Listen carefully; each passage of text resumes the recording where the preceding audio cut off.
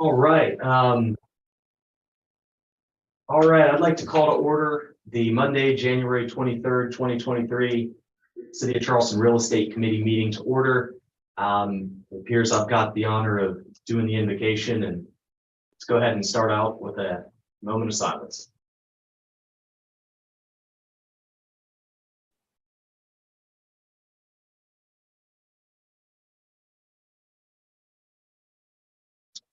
All right. Thank you all. First item on the agenda is approval of the January 9th, 2023 minutes. Do I hear a motion? Move for approval. Moved. Second. Properly seconded. Any discussion? Hearing none. All in favor, please signify by saying aye. Aye.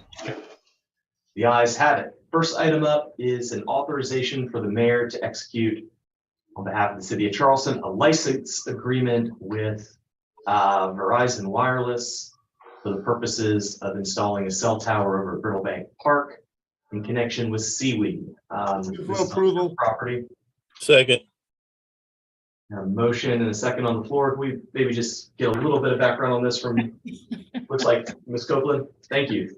Yes, thank you, Chairman Fell. So this is for the purposes of improving communication during the CWE events in February. The license agreement should cover the entire month of February. They'll be paying $2,500 for use of this area in Brittle Bank Park, which is the standard rate for something like this. As you can see, and here's a close-up. It's a 45-foot by 45-foot area that's going to be fenced off with a 12-inch or a 12-foot fence. The tower itself is about 60 feet tall. It's going to be big. This is permanent? No, sorry. This will be in place from February 1st to February 28th and will be removed at the end of the CWE events. Okay. So could I just ask, that seems like if I'm not mistaken, is that right by where the Brittle Bank Park sign is and right across from the thing? But it's really pretty right in your face if you're on Lockwood there. Could they put it kind of back behind where the ballpark is, or over somewhere else that's a little more out of the way? It looks like it'd be right in the middle of where the seaweed would like to have the visibility for their event. Well, what's interesting about that question is John Powell with CWE is the one that brought this to us with this location. So I'm assuming that, and we can of course ask them if there's an alternate location. My guess is this is central and that's why they've chosen this.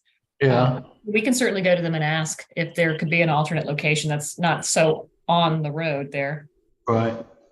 I mean, in that sense, I would think maybe even the police parking lot across the street might be suitable. It'd still be in the center. But anyway, I would just ask them that question, whether that location makes the most sense or not. Certainly. Yeah. Mr. Chairman, just to follow up on that, what do they need it for again? John Powell relayed to me that it's an improvement in communication. Apparently there was some trouble with Wi-Fi during the event last year, and that's why they've asked that this tower be in place. Yeah, it's sort of like what used to happen in college football stadiums, where you'd go in there and your internet would not work on your cell phone just because so many people in such a close proximity were trying to get on. And I would imagine this is sort of a similar dynamic. So I mean, you got to have people being able to upload to Instagram and Snapchat when they're at seaweed, I guess. No TikTok. I think there was also no TikTok unless you want the Chinese looking through your stuff. I kind of agree with the middle. I mean, that is kind of in your face, man.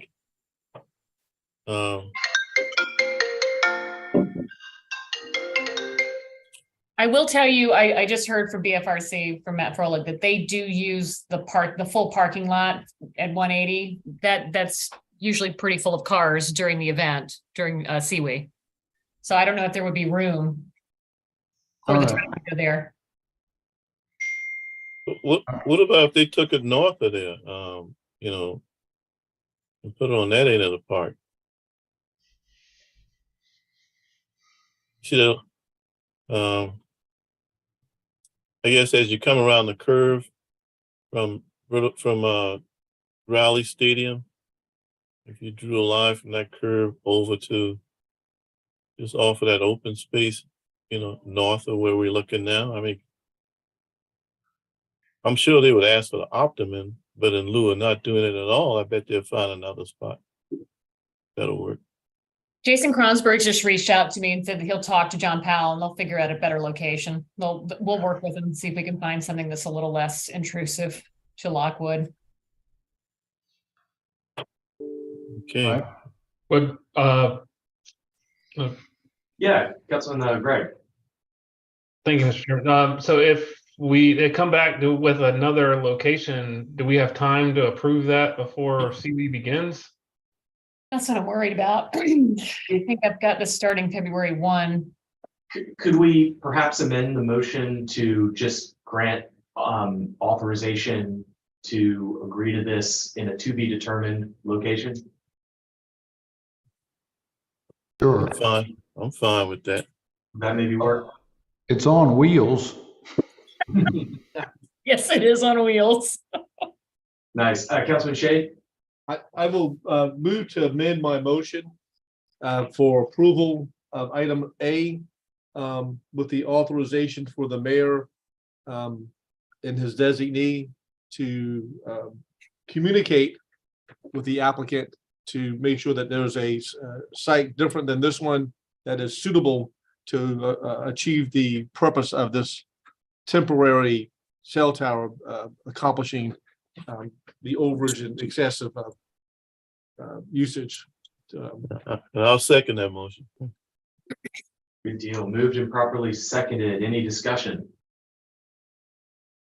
Hearing none. All in favor? Mr. Boyd Gray. So sorry, if they can't, I mean, if they say that this is the only suitable location, though, I assume they've studied this before they brought this to us. If they determine this is the only location, then what? Then let it go. Just We'd let it go. We'd let it go. I got to be frank. I think they brought it the last minute like this for that very reason. Getting back to your point, Councilman Gregg, they studied it, and they didn't study it 2 weeks ago. They've known they needed this additional tower, I guess, for clarity with the cell phones. They could have brought this a lot sooner. I mean, the brevity of it isn't our fault. The brevity is theirs. I mean, I just don't think that they can do better than have it in your face. I agree with the mayor. Come on. We'll try to relocate it, but Actually, right there, what happens if it topples over? You simply get more people hurt than if it was on one end or the other.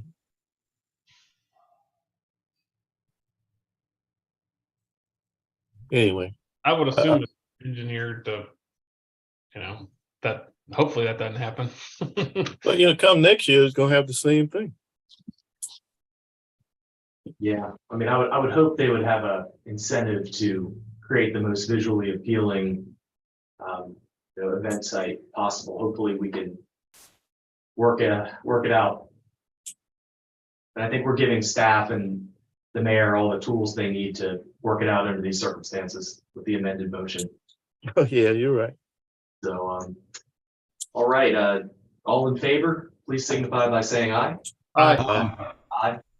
Ayes have it. On to item B. This is an authorization for the mayor to accept an easement on behalf of the city of Charleston for a multi-use path on property located on Maybank Highway over on Johns Island. And it appears Ms. Copeland is here to help on this one as well. Yep, this is me again. Thank you. So as you know, county has an overlay similar to ours on Folly, where if there's a significant amount of development, they're required to put a 12-foot multi-use path along the major thoroughfare, which would be Maybank Highway. So this piece right here that ends in 078 is the one we are talking about. They have worked with the county and have now come to us per county instruction. So what would happen is they pay for the installation of the sidewalk, and then they have to come up with an easement from the city agreeing to take over the sidewalk and maintain it in the future. So here is the layout of the plan. Here's the sidewalk.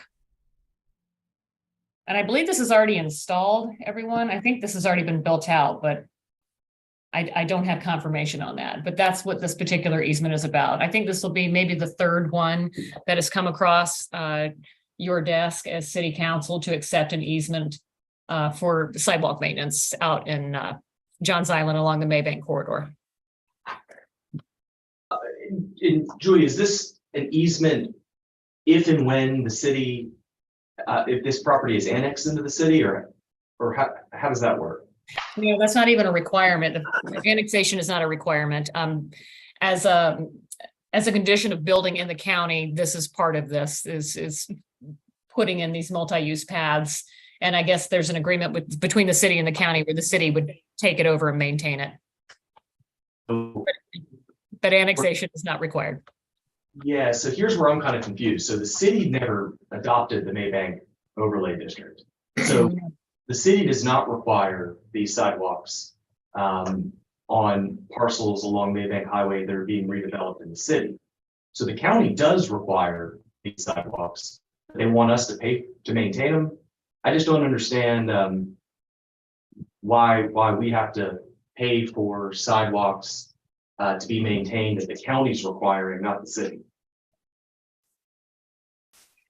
Is Christopher Morgan on this? I'm here, Mr. Chairman. So some background on this is that the county has no system to maintain sidewalks anywhere. They have no crews to maintain sidewalks. So if we're trying to get these links and sidewalks built, again, these are being built by the private sector, by the development community. The only way that they can be maintained is if the city maintains them, because the state won't take them and the county has no maintenance system. So that's kind of the reasoning behind this. And we do get through our DRB process typically comparable sidewalks to these, and then we take those on for maintenance as well.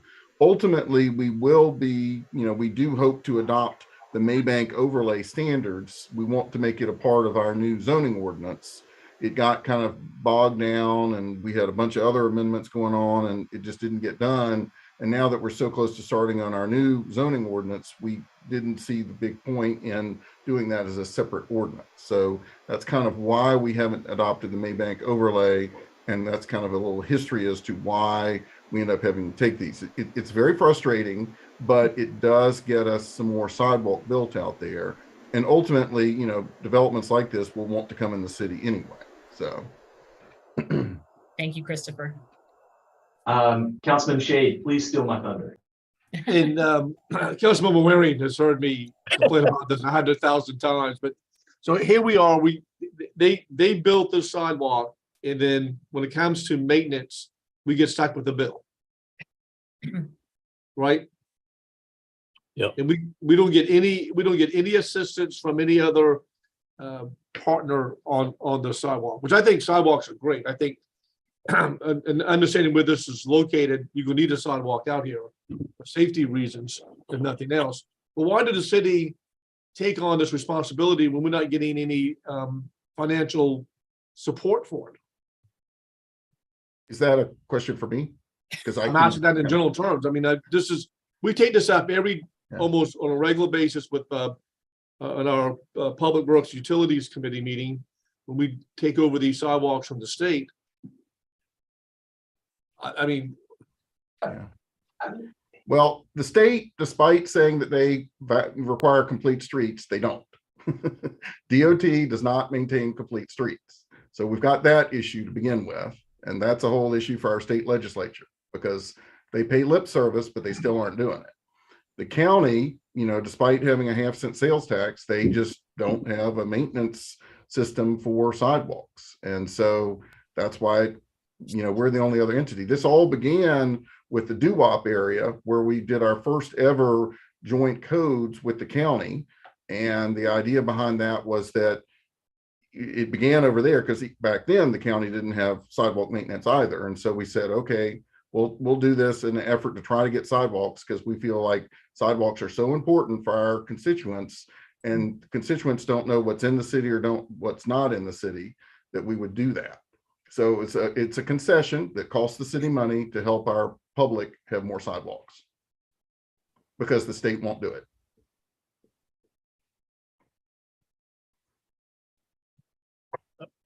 Councilman Waring. Councilman Shea has been consistent in this, and he's right. But by the same token, we always have a good conversation, whether it be on public works or now in real estate. We've never put in a request to push the envelope on that with the county nor the state. It should be put in a position of telling us no. We just need to raise the awareness among the community on this. All these little kids riding bikes going to schools and things like that, they don't know, their parents don't know, their grandparents don't know that the county's not having a maintenance program on those sidewalks. They don't know that the Department of Transportation, as Mr. Morgan said, advocate for complete streets, but don't fund the maintenance of sidewalks, and they push it down to the municipalities without funding. We are suffering in silence on that. And I think that needs to end. We need to come up with, hopefully, maybe our legal department, a way that we can actually send a bill or send a request for this type funding and have county council, if they don't think it's a good idea, have them vote it down. Send it to the Department of Transportation along with a request to all our members of the delegation with our state delegation, all the members of the House and the members of the Senate, saying that all the state streets in your district and county streets in your district that don't have sidewalks, your pedestrians as well as anybody who's biking, in particular if you don't have a biker's lane, are traveling unsafe and it's not being funded, and we requested this be funded. The state had surplus all over the yang last year. We didn't have a request in to try to help fund this. So we now know the problem. We've kicked it around, but there's a solution out there if you ask for it. At least we're not even putting them in a position to tell them no. We're not even asking. So I think collectively we can think of a better approach to number one, bring awareness to the community, because when people are aware what their representatives are doing, they get credit for it. When they also get credit when they're not doing things. So I think in our particular case, we should raise the bar on this. Good points. Councilman Gregg. Thank you, Mr. Chairman. I got two questions. One, if we don't accept this, then what happens? Is the property owner responsible for maintenance on the sidewalks? And then I have a follow-up question. Christopher, my understanding is that if we do not accept maintenance, they don't get their final from the county, but I could be think wrong on that's that one. correct. Yes, that the Okay. assumption is that the city would accept them because we've accepted them in the past, and I guess my second question is, can you make annexation a requirement of us accepting this? You just rolled your eyes. No, that's a great point. I think that's, we're taking on this responsibility. We're 100% responsible for the financial repairs and maintenance on this sidewalk. If they're not coming into the city, we're not generating the revenue from the property taxes. And we're obviously this is going to be a huge improvement for the land. Why not make that a condition? I would love that, but I don't know if we can I've legally given do it that a under state complete law. rejection, I'm sorry. Mr. Mayor, So, this has been a good conversation here, and I think we all agree that our citizens, no matter what jurisdiction they live in, the city or the county, or, you know, we run into this where other donut holes exist, they deserve safety, and particularly on a thoroughfare like this, safe sidewalks. I mean, we want to facilitate this. At the same time, I agree with Councilmember Waring that we ought to put the county to the test, so to speak, and just ask them to participate. If they don't want to have their own sidewalk division to do repairs long term, they ought to help us, you know, with our maintenance costs long term in places of the county where we're accepting this responsibility. So that's a great idea. We'll ask them, and it doesn't have to be a quid pro quo, but we can nicely ask the owner if they'd like to annex into the city and show them the same information that we show other prospects. Doesn't mean they have to, but I think it's a good idea, Councilmember Gregg, to make that pitch to them and let them make that decision. yeah, I think that's, those are some good ideas and, you know, I think it makes sense for there to only be one sidewalk crew around here. We shouldn't be duplicating government services like this across multiple jurisdictions. So that makes sense. It's just, county can help us pay for it. That's all. You know, I think that's the right way to do it, so long as this is in their jurisdiction. And I'm sure there's a rational and objective way we can kind of come up with quantifying how many of these similarly situated properties there are in the county with county mandated sidewalks that they've asked us to maintain, and we can come up with a funding formula. And the county, unlike the city of Charleston, has dedicated revenue streams for transportation related functions, and we don't. And I think, I mean, we're not talking big bucks here. I would imagine it's just a little bit to help offset some of these maintenance costs. Councilman Shade. Thank you, Mr. Chairman, and that's why everybody make sure that I'm clear on this. I'm not going to do anything to jeopardize anybody's safety on this road. My first comment was this is needed out there. We've got to have it. We're going to approve it, obviously. It's just my frustration level with this is an ongoing problem that we get dumped on, and literally that's what it is. We're getting dumped on for the responsibility of maintaining these sidewalks. There's no financial help on doing this. I've got a strip of sidewalks beginning at St. Augustine Road on Old Town Road all the way to Charlestown Landing. I've been complaining about it and asking for some repairs to be done on it, and nothing's happened with it. And it's part of it's a funding issue that was a priority of getting it done. And people triple with that sidewalk. It's broken, it looks unsightly. It's right in front of Charlestown Landing.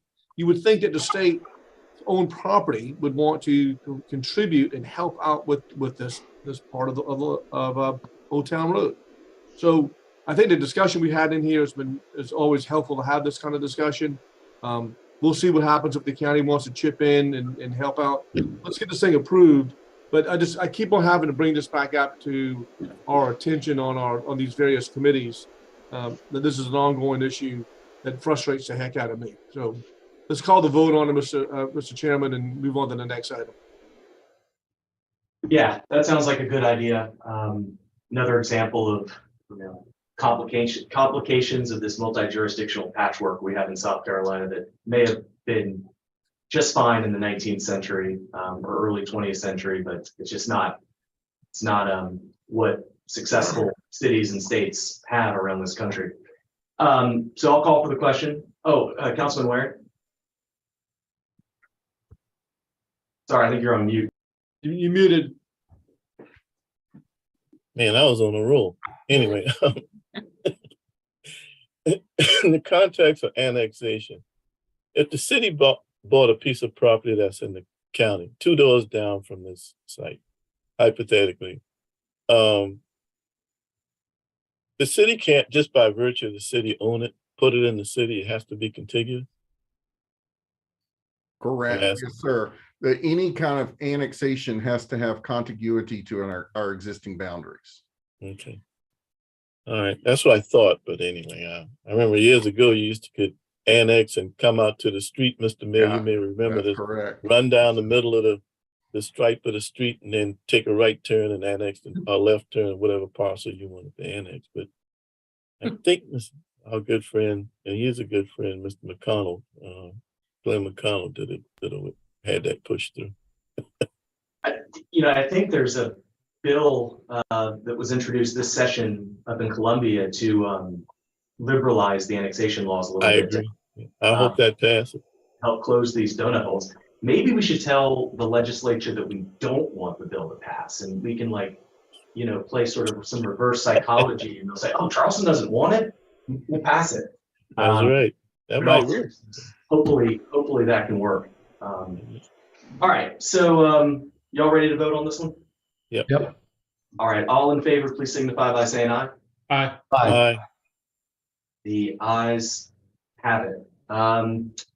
Next item, this is authorization for the mayor to execute a quitclaim deed. And this is for a portion of an abandoned enclosed right-of-way over on Union Pier of all places. I got a little excited. I thought the city somehow owned Union Pier. It turns out we don't, and this is a very small parcel that's really a legal error that needs to be cleaned up. And I think Julia's ready to enlighten us all on this one. Thanks. Yes, sir. Thank you. So back in 1986, let's go way back, 1986, council actually abandoned this portion of roadway. And in the minutes, it was with the intent to deed it over to SCE&G. For some reason, the deeding part kind of fell through the cracks. So this one little portion here is 0.042 acres of an abandoned roadway called Marsh Road. And if you look down here in context of the entire Union Pier parcel, it's right here. It's this little hatch mark piece. So this is part of the first step. If we don't do this and deed it to Dominion, we would then be part of the application process for the PUD.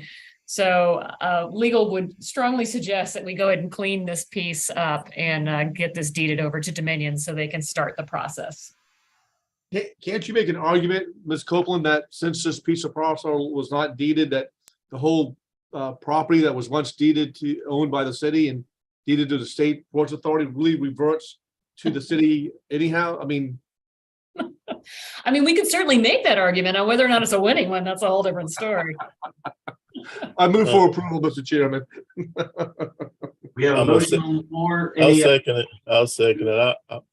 Mr. Chairman, I had a conversation last week about Atlantis. Remember, Councilmember Pell, and I told you before you can go over to Atlantis, you have to go across a bridge, and you have to go through this little, I don't know, this little place where arm goes up. You pay a fee to go over to the island of Atlantis.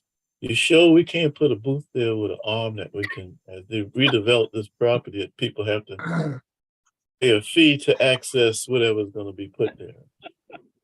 Creative, very creative. I like where you're going with that one. I'm telling you, what's that bill number that passed, Mr. Chairman? 230. 236. User fees. They've got toll roads in Hilton Head, and I think they've got one up in Greenville County somewhere. But that's a whole nother discussion there. Okay. Anyway, I'm just thinking, that's all.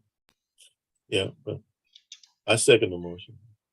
All right, moved and properly seconded. Any further discussion or questions? Hearing none, all in favor, please signify by saying aye. Aye. Aye. Aye.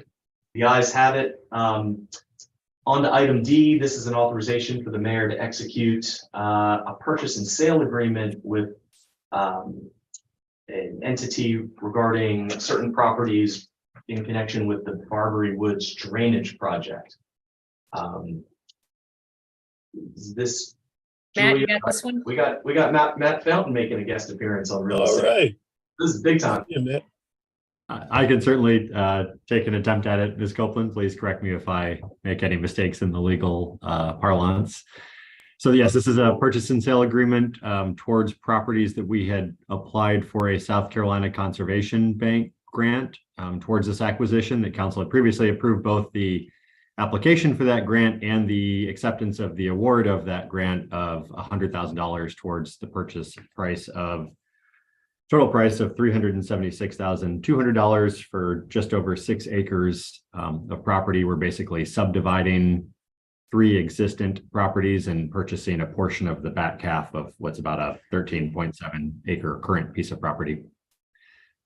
This is towards the Barbary Woods project. This would be basically converted over into ecological wetland floodplain storage for that project. And we would encourage approval of this purchase and sale agreement so we can keep moving forward with acquisition. It's within the original purchase valuation from that original appraisal that council had approved as a conceptual budget for acquisition of this parcel as well. Understood. Thank you, Matt. Any questions from the committee? Motion. Oh, Ms. Copeland. Sorry, just one quick clarification. We did send this purchase and sale agreement to the sellers and have not heard back. So I would just ask that the caveat be approval in a form approved by legal, please.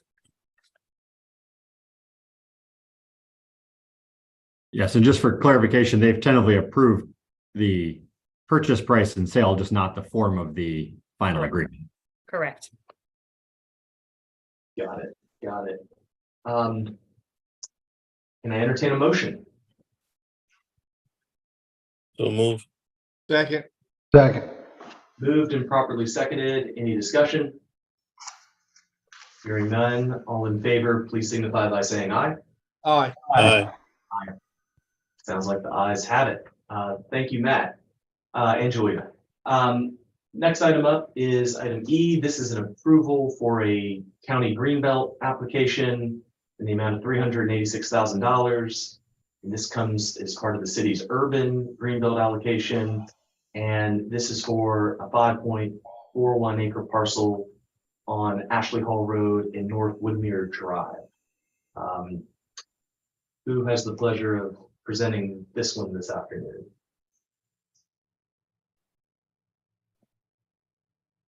Can give you a little bit more information than what you've already read, which was pretty concise.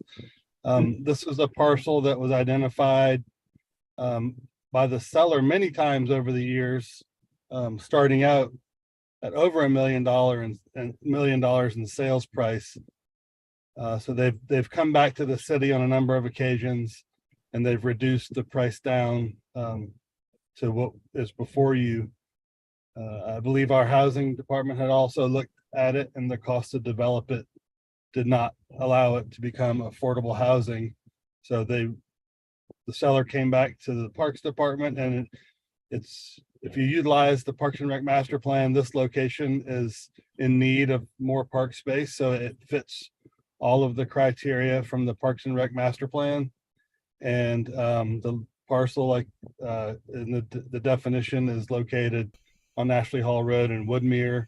It fronts some water pond over there, and we would recommend that this would be a great greenbelt purchase for all of the folks that live around the area. Lots of apartments around there, lots of people without yards, and we think this could be a nice city park. Good deal. Thank you, Jason. Anybody have any questions? Councilman Waring. I want to thank Jason for looking out on this one because he's right. All the points he made spot on that one. There's not a lot of city parks around. There are, man, it's got to be 1,000 apartment units pretty close to that property. That's right. Without any green space.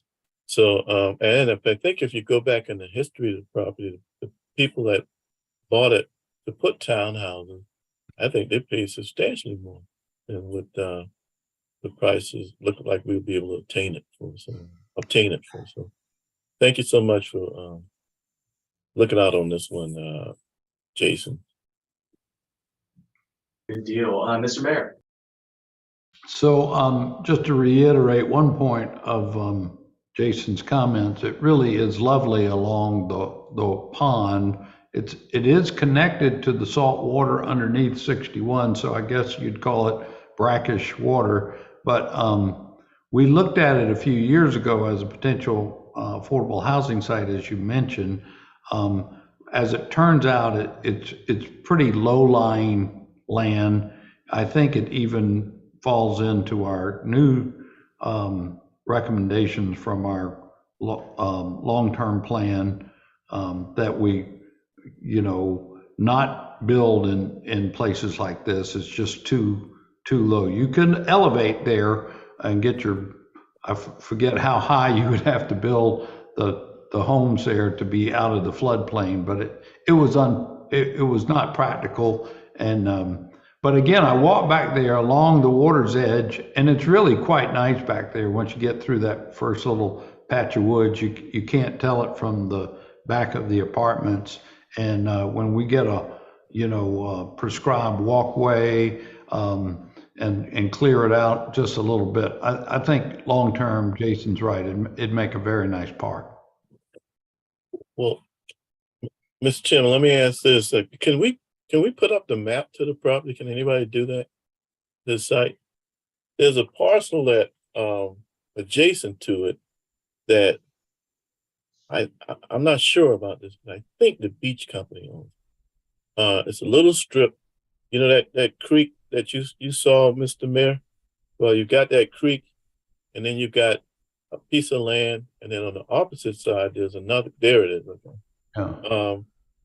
Can you take the icon? Yeah, that's the parcel that we're looking at. I think it's got a little footpath that goes out to Ashley Hall Road. There you go, right there. Kind of Okay. gets some of that too. That little round portion closer to Ashley Hall Road was once an oxidation pond. That was before. Over here. No, the little to the left of that, the little wetland area. Oh, this Right there. All of that used to be an oxidation pond when I was in high school. Salt water, and it was closed off from the salt water, which is east of that on Ashley Hall Road. You see the marsh above the H? That's right. That's saltwater marsh right there. So, Yeah. so they punched that thing underneath the road, and then they opened up the oxidation pond, and for decades, salt water has been flushing back and forth as with the rise, with ebb and flow of the tide. This pond got there. See the piece of land in the middle of the two parcel waters, that's a waterway. Dirt was dug, not the oxidation pond, but the linear creeks or whatever. Okay. That's right. That used to be fresh water, and that side that you are used to be the salt water. That tip of the peninsula was connected to the oxidation pond. And there was a gate there that blocked the salt water from coming in. Years later, that was taken down. And but I'm just wondering, the beach company, I don't know, 15, 20 years ago, tried to put townhouses on this strip, and course got turned down, and it's just not big enough for that. But I'm wondering, they can't do anything with the property. I'm wondering if they would be willing one day anyway to consider that peninsula in a benevolent way, let's put it like that. They're not going to be able to come and mine dirt there anymore. And they're obviously paying property taxes on it. But maybe a future, it could be something in the future, Mr. Carlsberg and colleagues on that site. Because if you pull back again and you look at all these apartments, there's a lot of population around there with,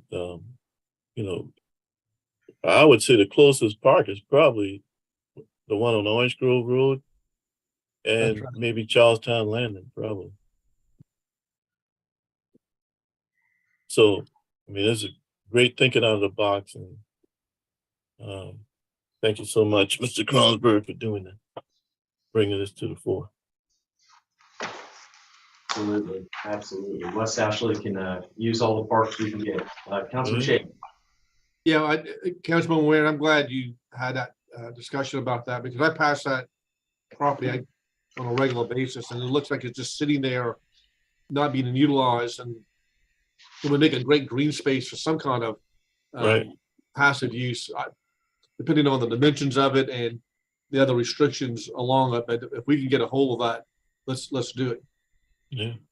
Thank you. Thank you so much. All right, any further questions? Not sure we've got a motion on the floor. So move. We've got a motion to approve. Can I get a second? Moved and properly seconded. Any further discussion? Hearing none. All in favor, please signify by saying aye. Aye. Aye. Guys have it. Next item, this is another Greenbelt application. This is over in James Island off of Riverland Drive. This is the Bradham tract. The request is for $250,000 to be applied for the Greenbelt program. And these funds will be leveraged with some other dollars to make this acquisition. Move for approval on that one, Mr. Chairman. Moved and can I get a second? Second. Moved and properly seconded. And I think we've received multiple briefings on this. Right. So maybe Jason, just for the record, if you don't mind, maybe hitting the high points on this and we can go from there.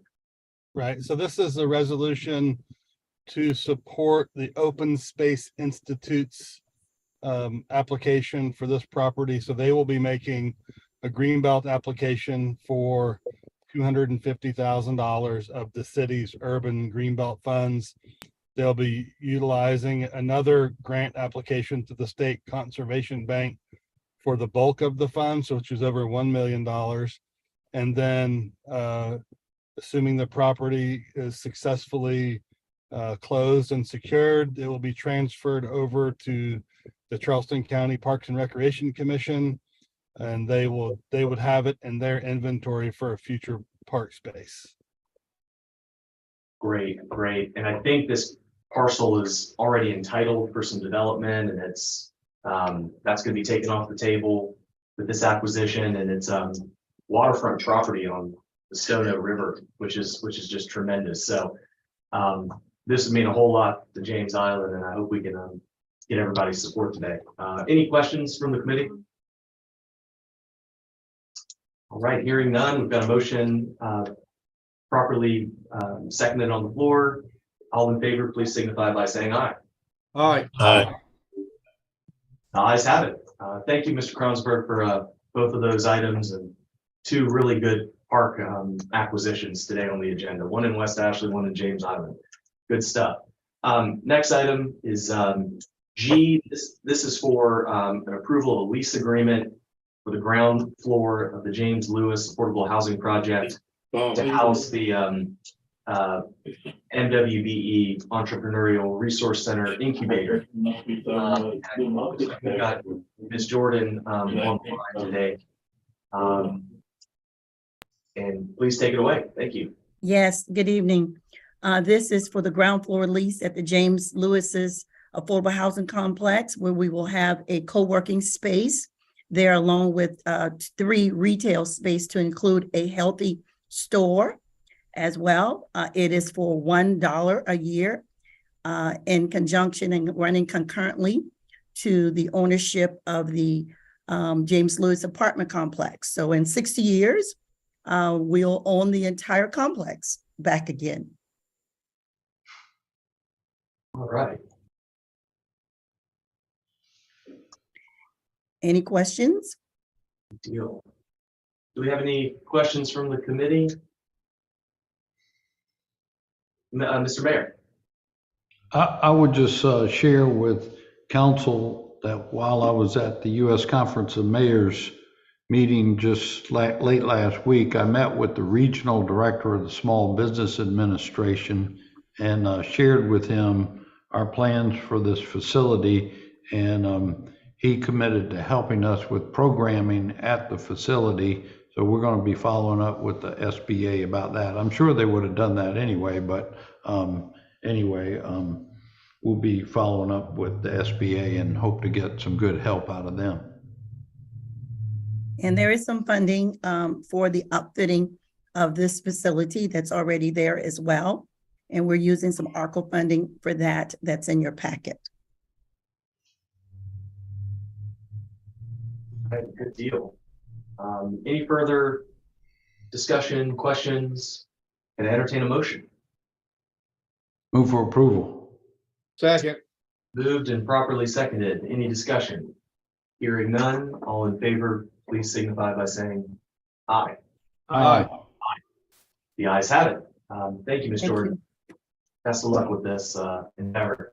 The next item is a loan agreement with the Florence County Museum for a quite a sharp looking portrait of one Francis Marion, the Swamp Fox. So the most culturally sophisticated person on the Zoom call. Julia, take it away. Yeah, the Florence County Museum is asked to borrow Mr. Francis Marion through October of this year for their specific exhibit. They have signed all the loan paperwork. They'll have the appropriate insurance to cover this piece, which is valued at $15,000, which was surprising.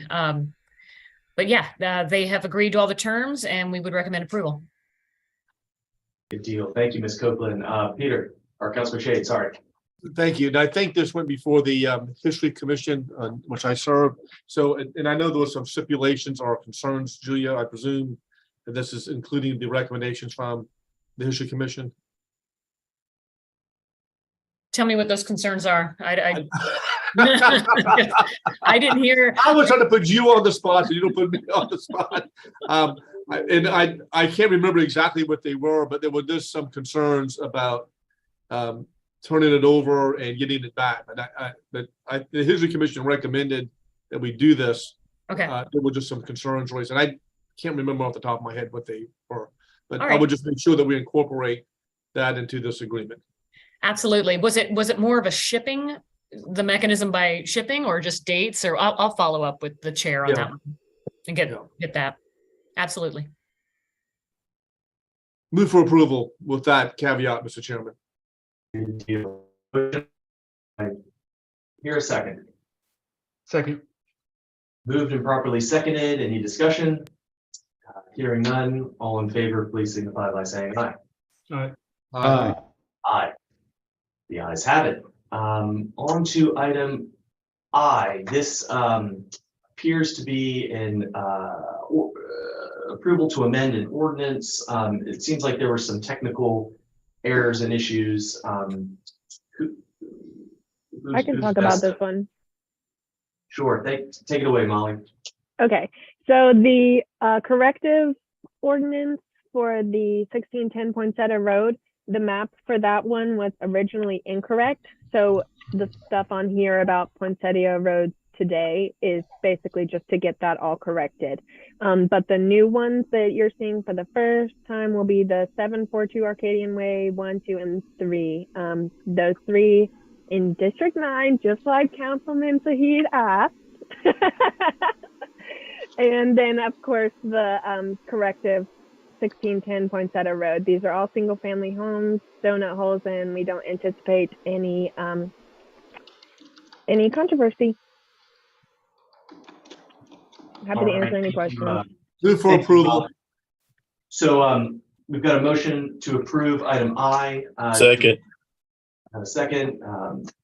All in favor, please signify by saying aye. Aye. Aye. Aye. The ayes have it. Now we've got our annexations, which Molly just ran through. We got 3 Move for approval of all 3 items. Second. moved and properly seconded. Any further discussion? Hearing none, all in favor of these 3 annexations, please signify by saying aye. Aye. Aye. The ayes have it.